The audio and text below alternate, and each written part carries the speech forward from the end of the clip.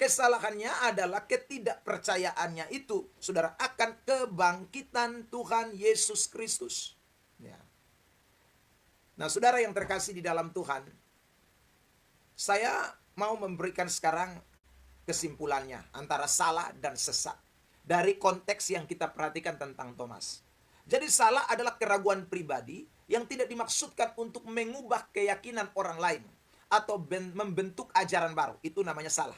Jadi tidak ada di dalam cerita itu Thomas kemudian memaksa Petrus, memaksa Andreas, memaksa para murid-murid yang lain, atau kemudian dia keluar dari ruangan itu dan kemudian dia pergi menyebarkan berita hoaks, ya, yang menyangkut dengan ajaran baru, di mana dia menyatakan bahwa Yesus tidak bangkit, ya, Yesus bukan Allah, ya, Yesus bukan kebangkitan dan hidup seperti yang dikatakan dalam Yohanes pasal 5. Nah, itu kalau demikian baru itu adalah kesesatan. Tetapi tidak. Dalam konteks ini jelas, itu dia hanya memiliki satu keraguan pribadi di dalam dirinya. Ya, saudara yang terkasih, dia tidak punya maksud apa-apa untuk mengubah keyakinan orang lain. Ini hanya satu ketidakpercayaan di dalam pribadinya. Nah, saudara yang terkasih di dalam Tuhan Yesus Kristus, sementara sesat adalah tindakan menyebarkan keyakinan yang salah sebagai kebenaran sehingga mempengaruhi iman orang lain secara negatif. Nah, itu adalah sesat. Jadi suatu tindakan untuk menyebarkan keyakinan, ya.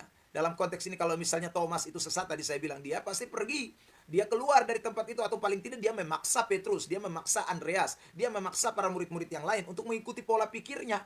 Tetapi tidak demikian, saudaraku. Nah, karena itu Thomas tidak bisa dikategorikan orang yang sesat.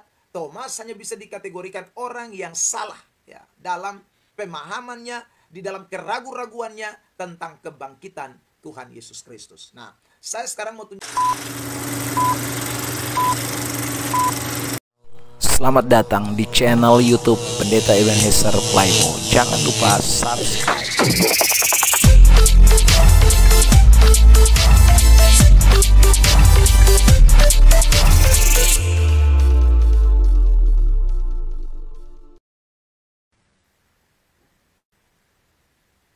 Oke, baik, shalom, selamat pagi buat kita semua yang pagi hari ini oleh karena kasih dan kemurahan Tuhan kita diberi lagi kesempatan untuk bisa ada melayani Tuhan, mengiring Tuhan dan melakukan segala aktivitas kita. Bersyukur saudara yang terkasih, dan saya kembali menjumpai saudara sekalian yang mungkin sedang sibuk dalam pekerjaan saudara, namun saya ingin menyapa saudara sekalian untuk bisa bergabung dengan saya di dalam live ini, atau mungkin saudara yang akan menonton. Saya masih berbicara tentang seputaran hal yang sangat penting, yaitu tentang kesesatan dan kesalahan. Saya sudah berjanji bahwa saya akan berbicara pada bagian yang kedua di kesempatan ini tentang topik itu, ya, tentang salah atau sesat. Nah, ini adalah topik yang akan kita sama-sama perhatikan. Saudara yang mungkin belum mengikuti pembahasan saya yang pertama, saudara juga bisa melihat di channel YouTube yang saya miliki, yaitu channel Ebenezer Playmo, dan saudara mungkin bisa juga menonton video saya yang pertama itu, sehingga saudara juga dapat memahami apa yang sedang saya sampaikan atau saya bicarakan di dalam konteks ini. Baik, Bapak Ibu, saudara yang terkasih di dalam Tuhan Yesus Kristus, saya share dulu apa yang menjadi topik dari pembahasan saya, yaitu tentang Petrus, Thomas, dan Apolos bukan sesat tetapi salah. Saya sudah membahas secara terperinci pada bagian yang pertama tentang kasus Petrus itu. Kenapa saya sebut Petrus tidak sesat, tetapi Petrus itu salah? Saya sudah memberikan banyak sekali ayat-ayat Alkitab dan juga dan juga kesimpulannya, alasan-alasan seputaran tentang pernyataan-pernyataan saya itu.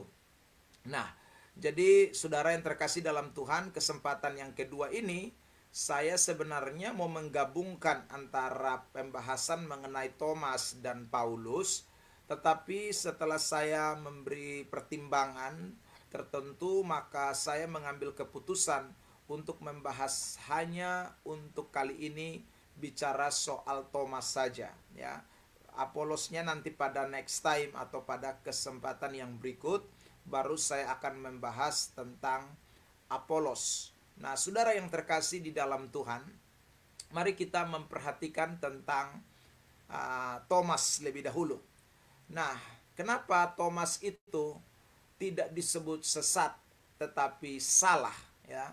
Saudara yang terkasih di dalam Tuhan, saya ingin memberikan beberapa pernyataan eksplisit.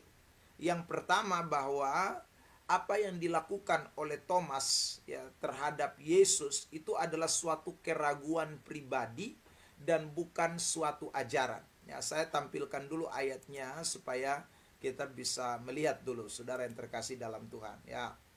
Yohanes pasal 20 ayat yang ke-25. Maka kata murid-murid yang lain itu kepadanya, kami telah melihat Tuhan.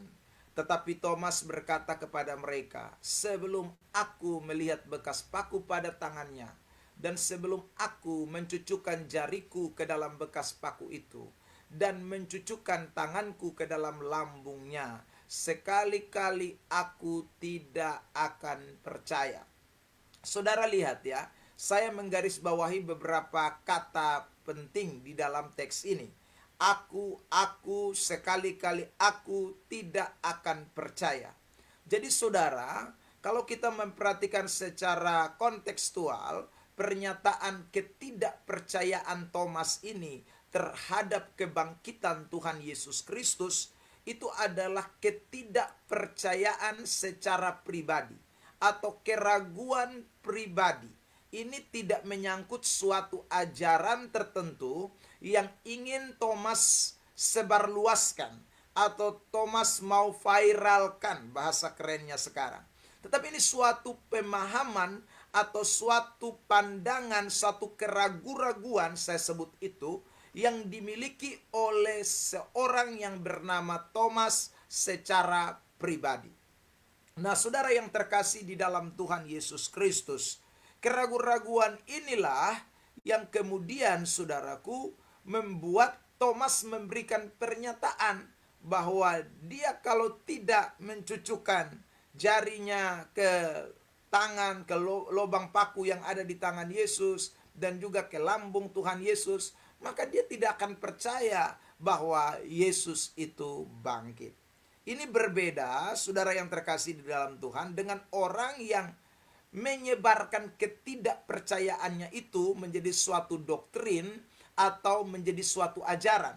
Dia tidak mempercayai kebangkitan Tuhan Yesus Kristus, lalu kemudian dia memviralkan, dia menyatakan itu di depan umum, dia mengajarkan lewat mimbar-mimbar gereja, dia kemudian berkhotbah atau dia menyampaikan lewat mungkin bincang-bincang atau bahasa yang lebih keren sekarang adalah podcast-podcast, atau dalam konten-kontennya dia menyatakan secara eksplisit bahwa Yesus tidak bangkit dan dia tidak percaya, dia tidak yakin dengan kebangkitan Tuhan itu, lalu kemudian memaksa orang lain untuk mempercayai apa yang dia anut, atau saudaraku menyebarkan itu agar itu semacam suatu ajaran, suatu virus yang akan mempengaruhi orang lain juga, maka itu bisa disebut dengan suatu kesesatan. Ya. Jadi dalam konteks ini sekali lagi, Thomas itu hanya sekali lagi melakukan suatu kesalahan, ya. Dia melakukan kesalahan. Saudara yang terkasih di dalam Tuhan, kesalahannya adalah keraguan-raguannya itu. Kesalahannya adalah ketidakpercayaannya itu, saudara, akan kebangkitan Tuhan Yesus Kristus. Ya. Nah, saudara yang terkasih di dalam Tuhan, saya mau memberikan sekarang kesimpulannya antara salah dan sesat dari konteks yang kita perhatikan tentang Thomas. Jadi salah adalah keraguan pribadi yang tidak dimaksudkan untuk mengubah keyakinan orang lain atau membentuk ajaran baru. Itu namanya salah. Jadi tidak ada di dalam cerita itu Thomas kemudian memaksa Petrus, memaksa Andreas, memaksa para murid-murid yang lain, atau kemudian dia keluar dari ruangan itu dan kemudian dia pergi menyebarkan berita hoaks, ya, yang menyangkut dengan ajaran baru di mana dia menyatakan bahwa Yesus tidak bangkit, ya Yesus bukan Allah, ya Yesus bukan kebangkitan dan hidup seperti yang dikatakan dalam Yohanes pasal 5. Nah, itu kalau demikian baru itu adalah kesesatan. Tetapi tidak. Dalam konteks ini jelas, itu dia hanya memiliki satu keraguan pribadi di dalam dirinya. Ya, saudara yang terkasih, dia tidak punya maksud apa-apa untuk mengubah keyakinan orang lain. Ini hanya satu ketidakpercayaan di dalam pribadinya. Nah, saudara yang terkasih di dalam Tuhan Yesus Kristus, sementara sesat adalah tindakan menyebarkan keyakinan yang salah sebagai kebenaran, sehingga mempengaruhi iman orang lain secara negatif. Nah, itu adalah sesat. Jadi, suatu tindakan untuk menyebarkan keyakinan, ya. Dalam konteks ini kalau misalnya Thomas itu sesat, tadi saya bilang dia pasti pergi. Dia keluar dari tempat itu, atau paling tidak dia memaksa Petrus, dia memaksa Andreas, dia memaksa para murid-murid yang lain untuk mengikuti pola pikirnya. Tetapi tidak demikian, saudaraku. Nah, karena itu Thomas tidak bisa dikategorikan orang yang sesat. Thomas hanya bisa dikategorikan orang yang salah, ya, dalam pemahamannya, di dalam keraguan-raguannya tentang kebangkitan Tuhan Yesus Kristus. Nah, saya sekarang mau tunjukkan ayat kepada kita tentang kesesatan itu seperti apa.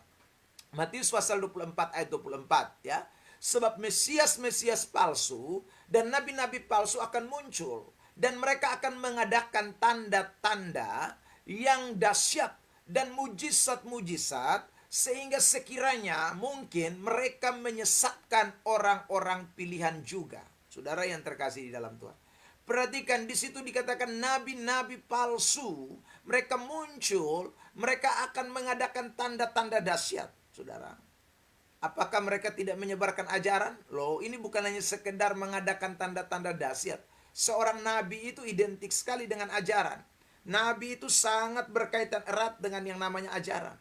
Jadi saudara yang terkasih, ini sudah pasti mereka bukan hanya saja mengadakan tanda-tanda mujizat-mujizat, tetapi juga dengan otomatis mereka menyebarkan ajaran-ajaran mereka. Saudara bisa bandingkan dalam Ulangan pasal 13, ya, tentang nabi palsu itu, ya. Saya tidak kutip ayat 1 sampai 2 ayat 1, 2 dan ayat 3. Nah, jadi ini berbeda sekali dengan kasus yang kita lihat pada pribadi Thomas, ya saudara. Jadi Thomas, sekali lagi, dia hanya memiliki keraguan pribadi.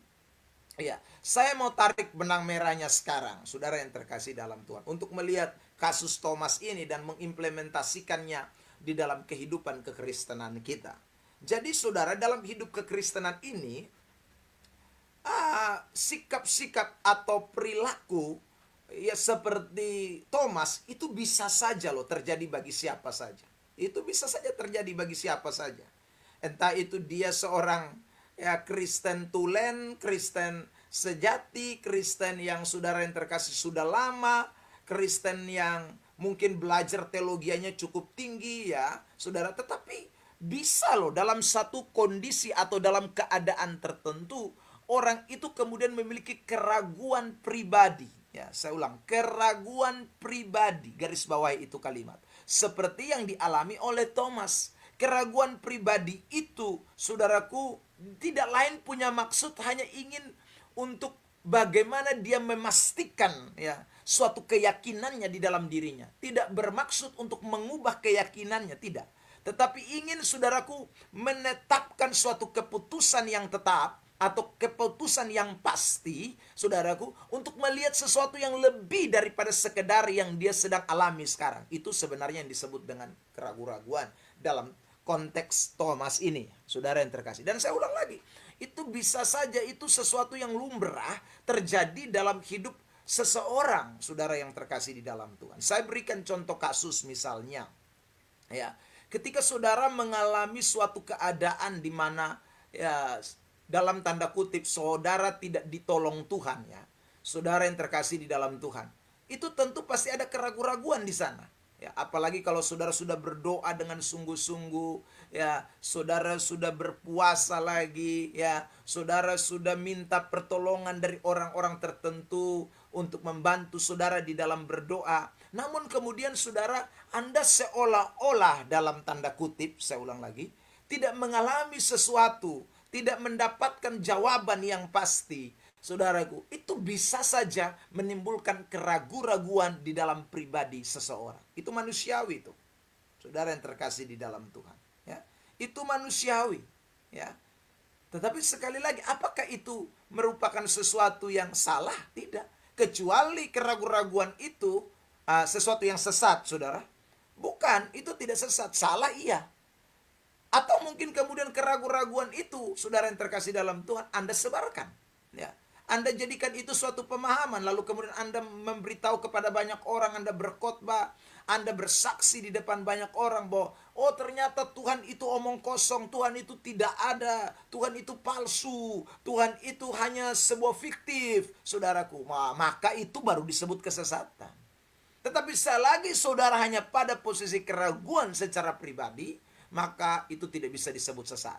Tetapi itu suatu kesalahan. Ya. 2.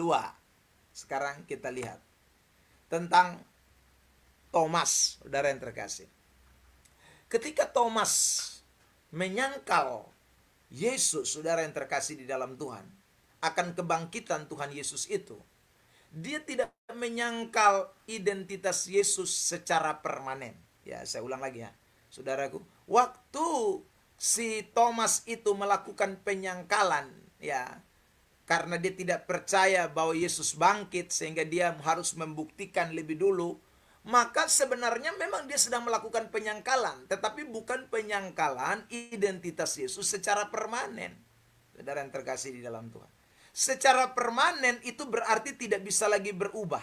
Secara permanen itu berarti sesuatu yang benar-benar saudara sudah menjadi pola pikirnya, sehingga kemudian dia menjadikan itu suatu keputusan di dalam pribadinya, keputusan di dalam hidupnya. Saya berikan contoh para mualaf misalnya ya, saudara yang terkasih dalam Tuhan. Itu jelas mereka menyangkal identitas Yesus secara permanen, ya, maka itu disebut sesat. Itulah yang disebut dengan sesat. Mereka bukan hanya sekedar menyangkal ya begitu saja karena keraguan, ya saudara, karena ketidakpastian, sehingga mereka antara ya dan tidak. Tapi ketika orang mengambil keputusan untuk meninggalkan Yesus, saudaraku, ya, berpaling dari Kristus dan seutuhnya tidak lagi menjadi pengikut Yesus, itu berarti dia menyangkal identitas Yesus secara permanen. Tidak dengan Thomas, saudara yang terkasih dalam Tuhan. Nah, saya mau tunjukkan ayat ini buat kita. Yohanes pasal 20 ayat 28. Seandainya kalau saudaraku dia menyangkal identitas Yesus secara permanen, maka tidak mungkin ada ayat 28. Thomas menjawab dia, ya Tuhanku dan Allahku. Ya. Tidak mungkin ada pernyataan ini, saudara yang terkasih dalam Tuhan. Ya Tuhanku dan Allahku, tidak mungkin. Saudara lihat ya, saya berikan beberapa contoh. Saudaraku misalnya Kainama, Donditan, ya, mereka berdebat berulang-ulang dengan pendeta Esra Soru, dengan pendeta ya siapa lagi, ya mungkin MYM dan lain sebagainya, ya. Tapi saudara lihat, padahal sudah dibuktikan fakta-fakta di dalam Alkitab, sudah ditunjukkan ini, saudara yang terkasih dalam Tuhan, ya. Tetap aja mereka tidak mau mengakui Yesus sebagai Tuhan. Ya, kenapa? Ya karena memang mereka sudah menyangkal identitas Yesus secara permanen. Mereka memang menyangkal Yesus, bukan hanya sekedar menyangkal, saudaraku. Mereka betul-betul melakukan suatu kesalahan dan kesesatan. Itu benar-benar sesat, ya. Jadi mutlak mereka menyangkal identitas Yesus secara permanen. Dalam kacamata kekristenan, ini disebut kesesatan, saudara yang terkasih dalam Tuhan. Ya. Nah, saya tunjukkan ayat. Saudara sebentar ya. Ya, 1 Yohanes 2 ayat 23. Sebab barang siapa menyangkal anak, ia juga tidak memiliki bapa. Barang siapa mengaku anak, ia juga memiliki bapa. Ya, jadi jelas. Jadi ini yang dimaksud ini adalah penyangkalan identitas Yesus secara permanen.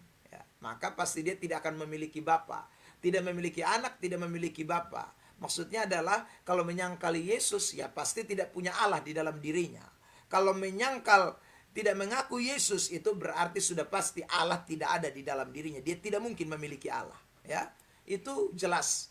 apa yang dicatat dalam Alkitab. Nah, karena itu saya memberikan dulu kesimpulan untuk poin yang kedua ini, ya, tentang pengertian salah dan pengertian sesat.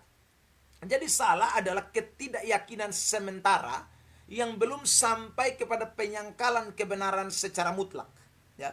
Salah itu adalah ketidakyakinan sementara. Ya, saudara lihat garis bawah itu kalimat penting itu ya.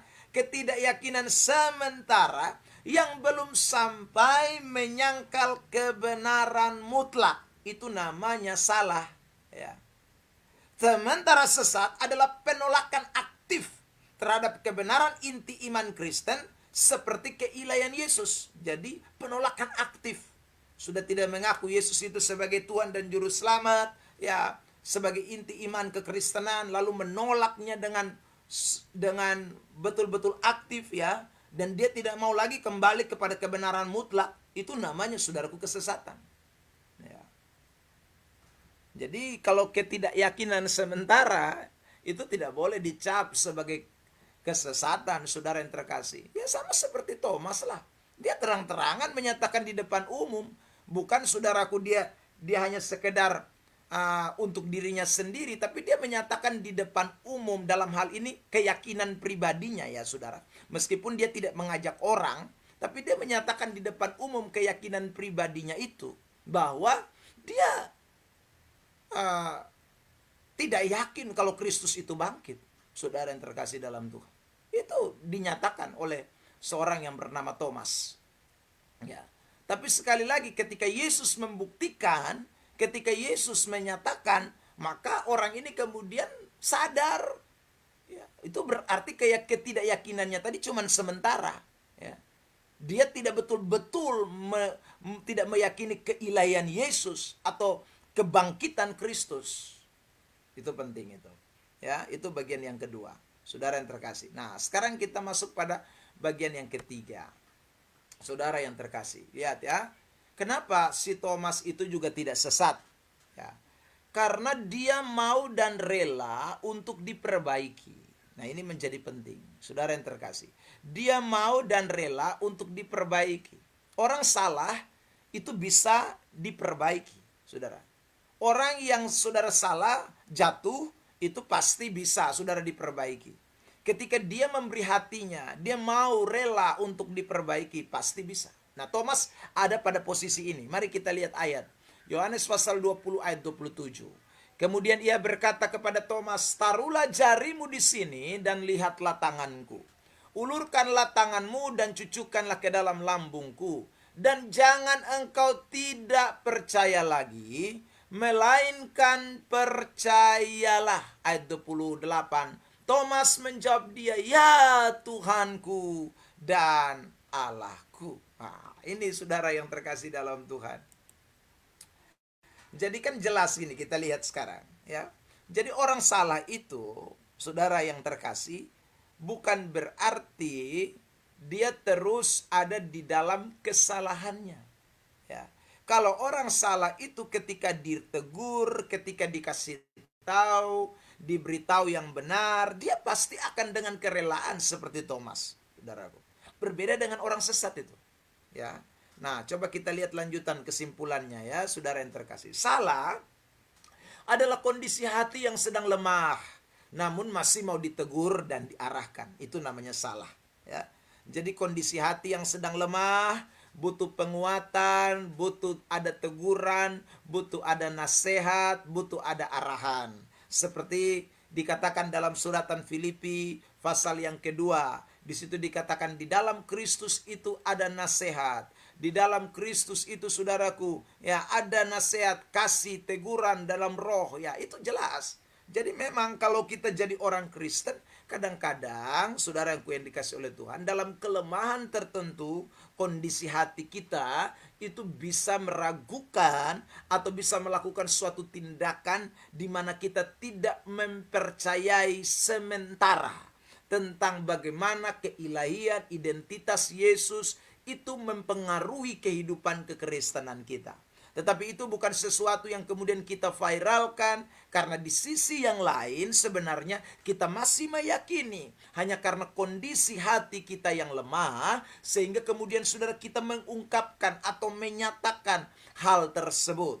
Tapi ketika kita disadarkan oleh pengajaran-pengajaran, oleh hamba-hamba Tuhan, rekan seiman, oleh para senioritas, oleh mereka yang saudaraku dipakai oleh Tuhan untuk menyatakan apa yang baik bagi kita, saudara yang terkasih dalam Tuhan, orang yang salah itu pasti menyadari. Orang yang salah itu kemudian dengan rendah hati akan mengakui kesalahannya. Saudara, seperti yang dilakukan oleh Thomas, ya. Dia tidak keras kepala, dia tidak bilang, oh ini omong kosong nih. Tidak, saudara yang terkasih. Tapi dengan rela, dengan mau ditegur, saudara, itu namanya orang yang mengalami kesalahan.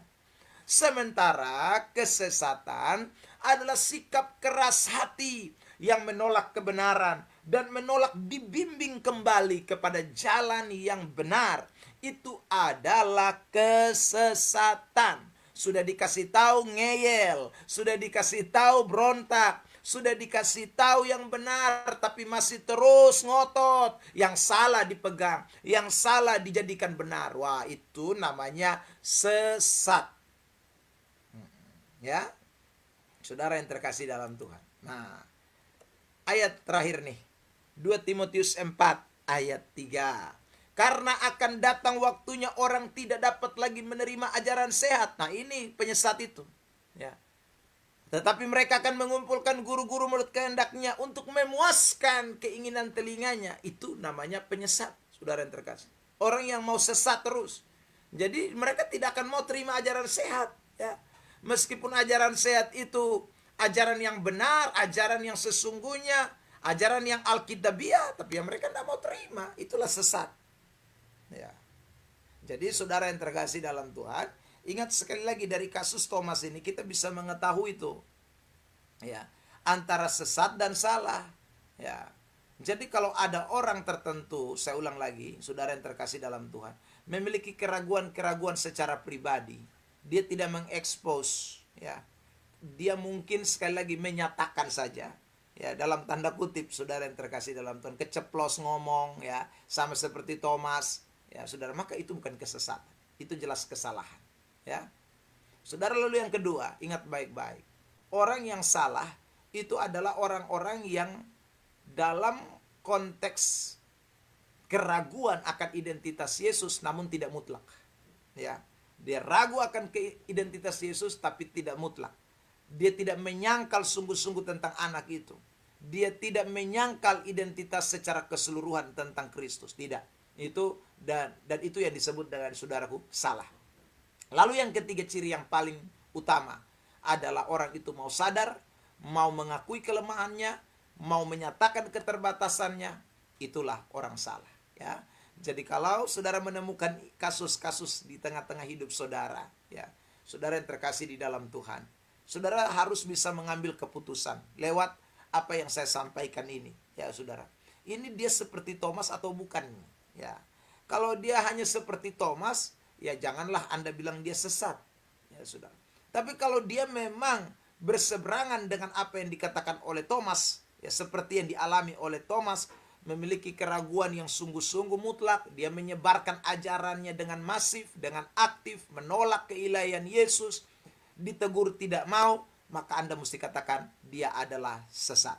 Pendeta siapapun, saudara yang terkasih dalam Tuhan, ya, mau pendeta besar, mau pendeta kecil, mau pendeta kampung, mau pendeta kota, mau dia lebih senior, mau dia junior, kalau saudara yang terkasih di dalam Tuhan, ada tanda-tanda atau ciri-ciri seperti yang saya sebutkan tadi, saudaraku, dia tidak mau ditegur dan dia betul-betul menyatakan keraguannya secara bukan hanya sepihak, bukan hanya pribadi, tetapi itu disebarkan ajarannya, dia menyatakan itu di depan umum dengan terang-terangan, ngotot, saudara yang terkasih dalam Tuhan, maka itu harus dicap sesat, bukan salah.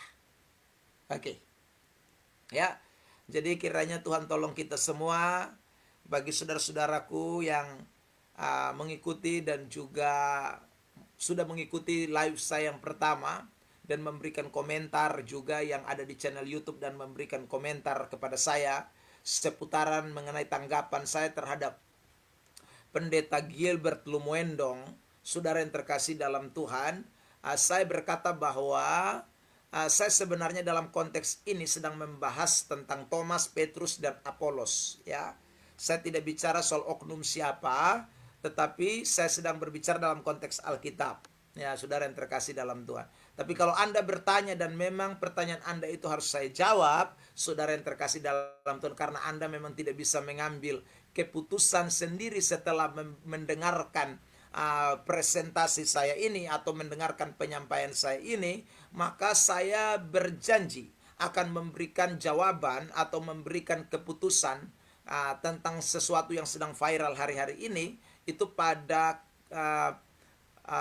pembahasan saya yang terakhir, ya, karena saya masih berbicara tentang Apolos, lalu kemudian baru pada bagian terakhir saya Apolos, setelah itu saya akan memberikan juga contoh-contoh di dalam Alkitab tentang orang-orang yang terjebak ke dalam kesesatan, ya.